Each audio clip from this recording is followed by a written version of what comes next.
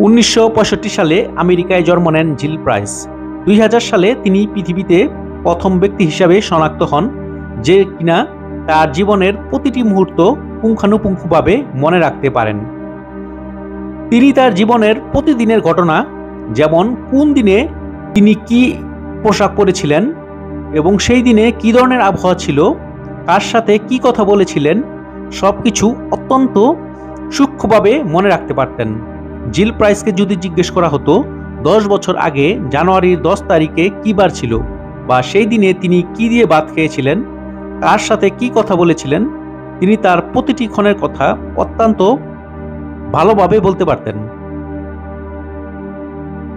এরকমই আরেকজন ব্যক্তি জাপানের আকিরা হারাগুচি। 1946 সালে জন্মগ্রহণ করেন আকিরা হারাগুচি। তিনি তার অসাধারণ স্মৃতির জন্য জগৎ বিখ্যাত হয়েছিলেন। ম্যাথমেটিক্যাল কনস্ট্যান্ট পাই এর মান মনে রাখার জন্য তিনি ইতিহাসের খাতায় নাম লেখান।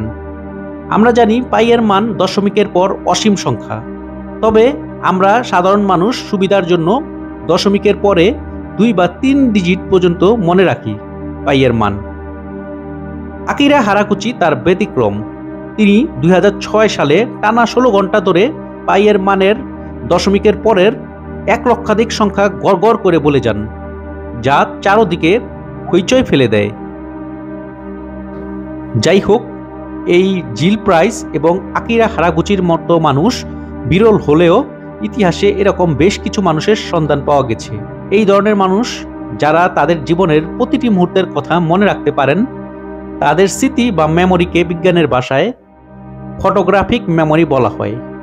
তবে কথায় আছে, কোনো কিছু পেতে হলে কিছু হারাতে হয়। এই ধরনের মানুষের ক্ষেত্রেও তাই ঘটে।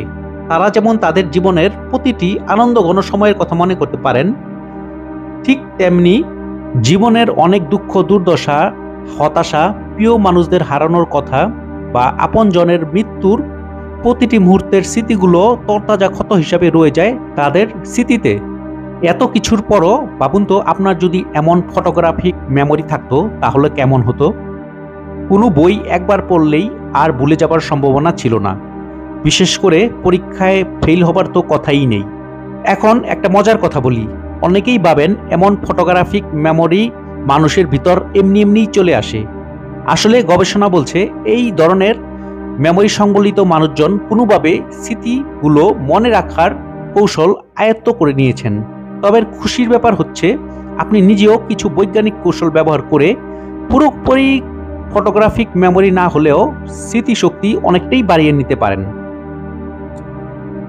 আজকের ভিডিওতে চলুন 5টি বিজ্ঞানসম্মত পদ্ধতি দেখি যা আপনার স্মৃতিশক্তি বাড়াতে সাহায্য করবে, যা দিয়ে আপনিও পরীক্ষায় বাজিমাত করে দিতে পারেন বা দৈনন্দিন কাজে আরও ধারালো বুদ্ধিমত্তার ব্যক্তি হয়ে উঠতে পারেন। নাম্বার 1, স্পেসড রিপিটেশন, অর্থাৎ কোনো পড়া পড়ে পুনরায় আবার সেটাকে ফিরে দেখা।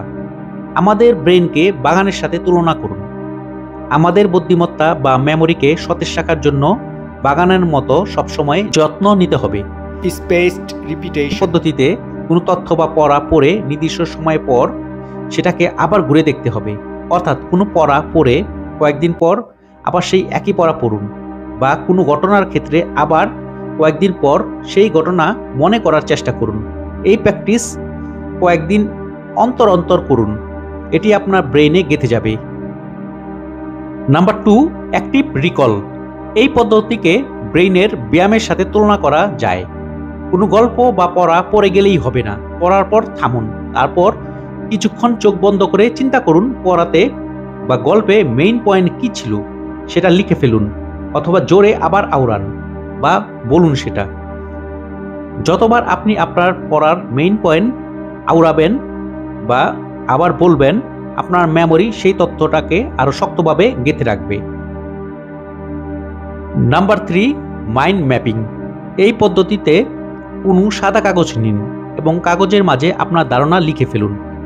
যেমন আপনি যদি চুরি করার শাস্তি কি এটি পড়তে চান বা এই সম্পর্কে কোনো আর্টিকেল বা রচনা মনে রাখতে চান, তাহলে কাগজের মাঝে লিখে ফেলুন চুরি, আরেক জায়গায় লিখুন পুলিশ, আরেক জায়গায় লিখুন জেল হাজত, এবং আরেক জায়গায় লিখুন চুরির সম্পর্কিত বা ধরা পড়লে কি কি শাস্তি হতে পারে সেগুলো, অর্থাৎ চুরি সম্পর্কিত সমস্ত শব্দ একটা একটা করে লিখে ফেলুন।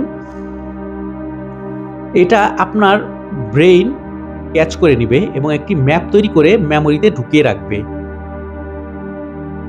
Number 4, engage your sense.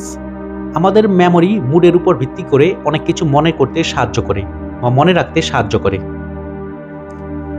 কোনো পড়ার ক্ষেত্রে সেরকম মুড তৈরি করুন। কোনো গুরুত্বপূর্ণ তথ্য পড়ার সময় ছোট ছোট বিভিন্ন কালারের নোটে লিখে ফেলুন কি কি পড়ছেন। প্রকৃতির কাছে যান, শব্দ শুনুন প্রকৃতির, তারপর পড়তে বসুন। নাম্বার 5, পর্যাপ্ত ঘুমান এবং শরীর চর্চা করুন।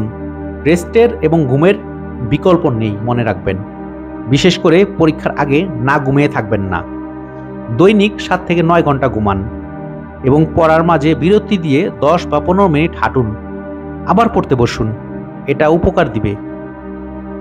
যাই হোক, এই ছিল 5টি বিজ্ঞানসম্মত পদ্ধতি।